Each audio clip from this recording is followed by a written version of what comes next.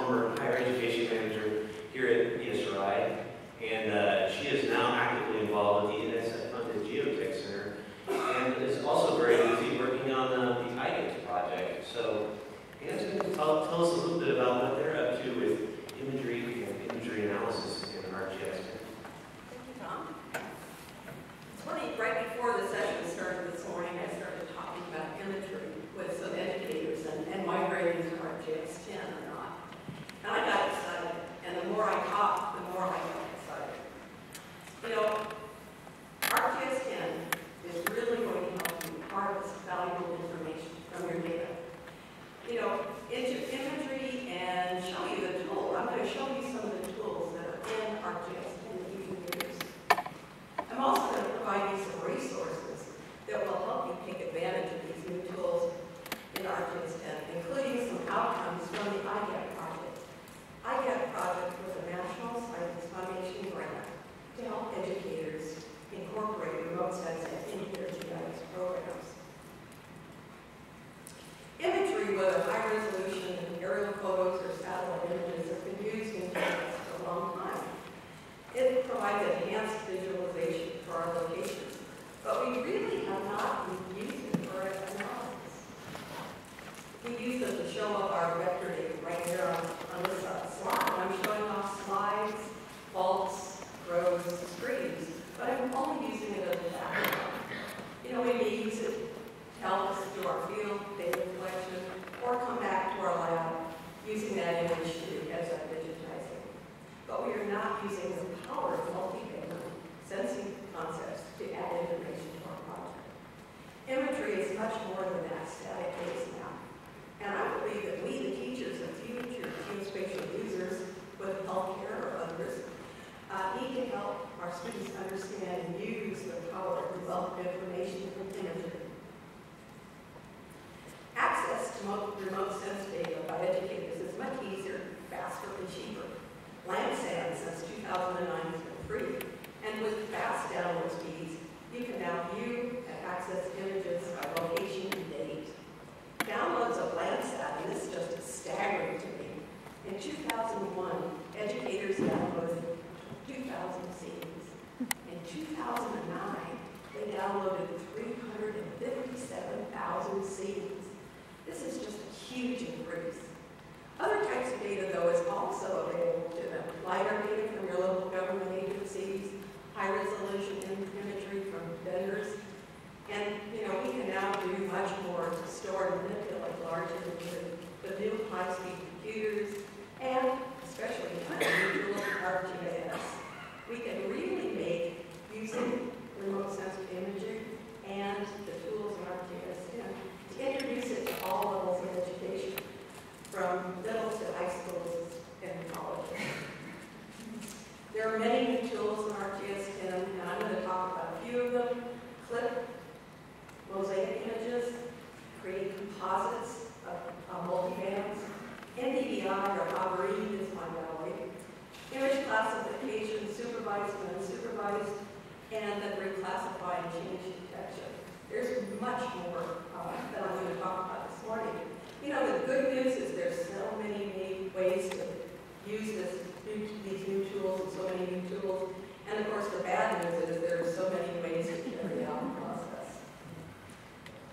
The high-resolution image from ArcGIS Online can still be used as a great base map, but I can easily add Landsat data from USGS Global Visualization Viewer or GLOVIS site. I'll be talking about these tools using an exercise originally created by Adrian Mohammed at iGHETT, and she was using Landsat data. The focus of her study is land use change in San Fernando Valley between 1988 and 2009.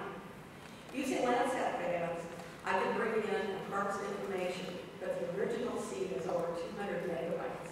And if I'm going to do land use change and use 2 different years or multiple years, you can see how much more data I'm going to have to manipulate. This used to really be a problem. How many of you have to do this? Wait for the download. Well, if I look at this, you can see the little square right there. That's Fernando Valley, that little red square. It's only a small portion of my huge Landsat image. So I really want to limit that image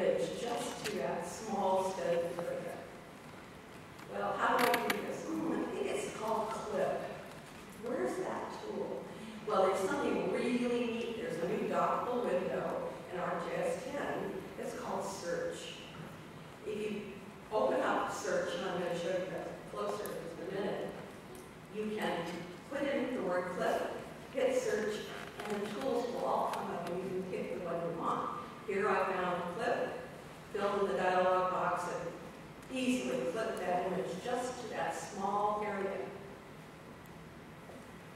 These dockable windows are all lined up on the right-hand side of the map area. Right here, they peek in or peek out, or I can pin them to that side on the right side. Here I've got our toolbox, our catalog, search, and image analysis windows. Search can also help you not only locate tools you want to use, but it can help you locate maps on your computer and data. One of the things that people who use remote sensing do is to use a function to multi-band, take 3 specific bands and make a composite of those bands.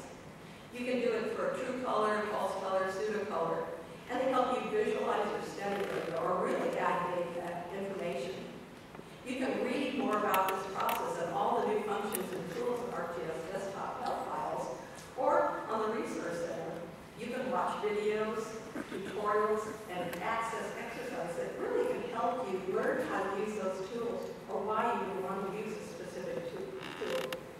What I want to do is create a true color composite using bands 3, 2, and 1 for the study area from those 7 Landsat bands that I've downloaded.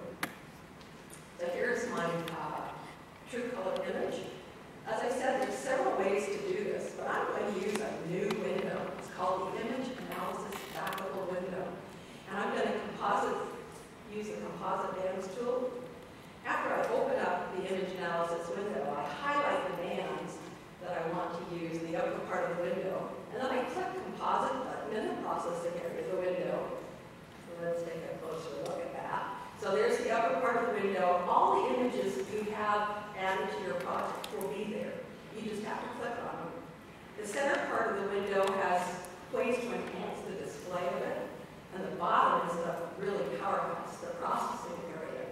You can see in this one, the only one that's not grayed out is the composite band section, because I've highlighted my bands here.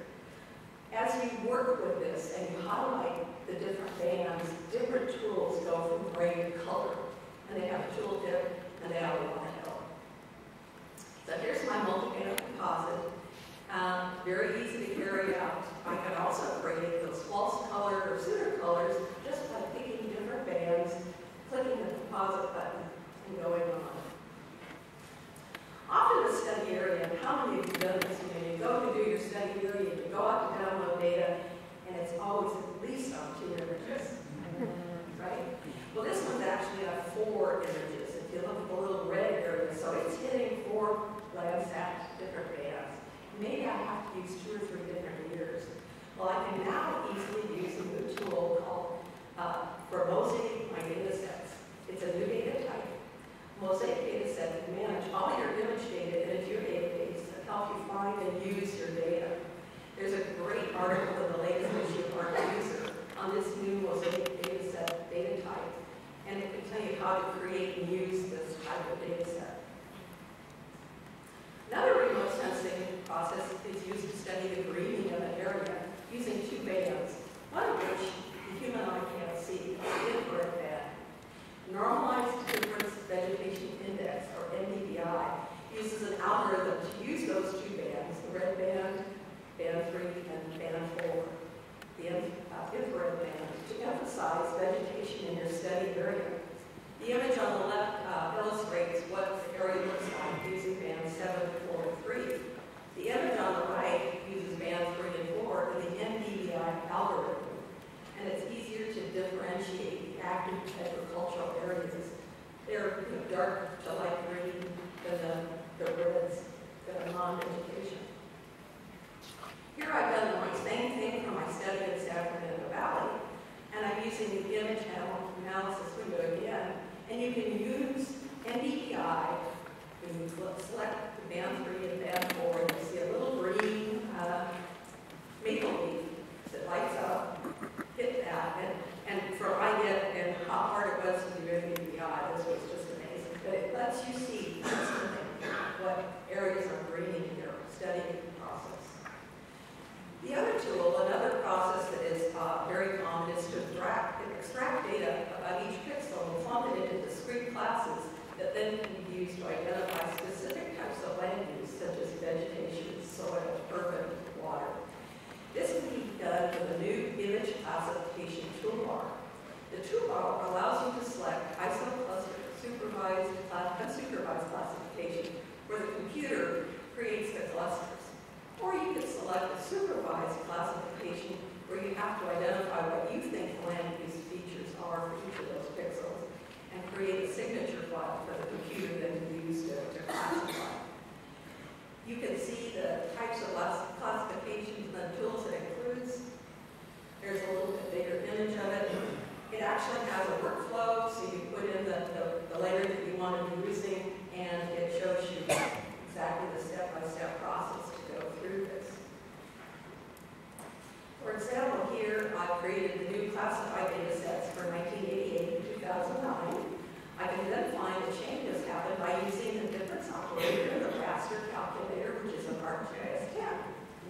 Uses for each of the areas that are easily discerned. I can take those two different ones and find the areas where I had maximum change. ArcGIS10 has many new tools and processes. I truly am excited about the ability to use remote sensing in ArcGIS10. I've only shown a few of them. ArcGIS10, though, is going to be really great to introduce your students to the key concepts of remote sensing and using images. You know, if you're working with students that are going into the professional workforce, you should still be using professional remote sensing software for advanced functionality in education. I've told you that ArcGIS Desktop Help is very helpful, and it truly is. But you will also find useful resources on the iGHETT webpage. Its URL is pretty simple, iGHETT.delmar.edu. There are online exercises with all the things you need, data, student, step-by-steps, faculty instructions. And there are now 40 teachers that have been educated in remote sensing. I don't want to say training, in remote sensing through this project. We hope to get refunded. We're reapplying in 2010 to NSF. We hope to have future workshops, so stay tuned for that. Stop by the iGHETT booth or the GeoTech Center booth in the expo for more information about using remote sensing and workshops. Thank you.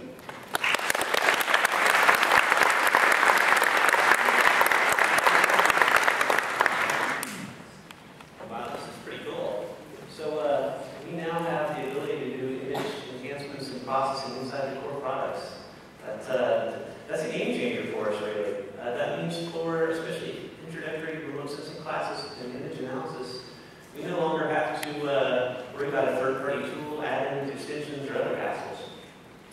So final takeaway here is keep in mind there are plenty of resources from the iGHETT project and also from ESRI for getting up to speed and learning all about these cool tools.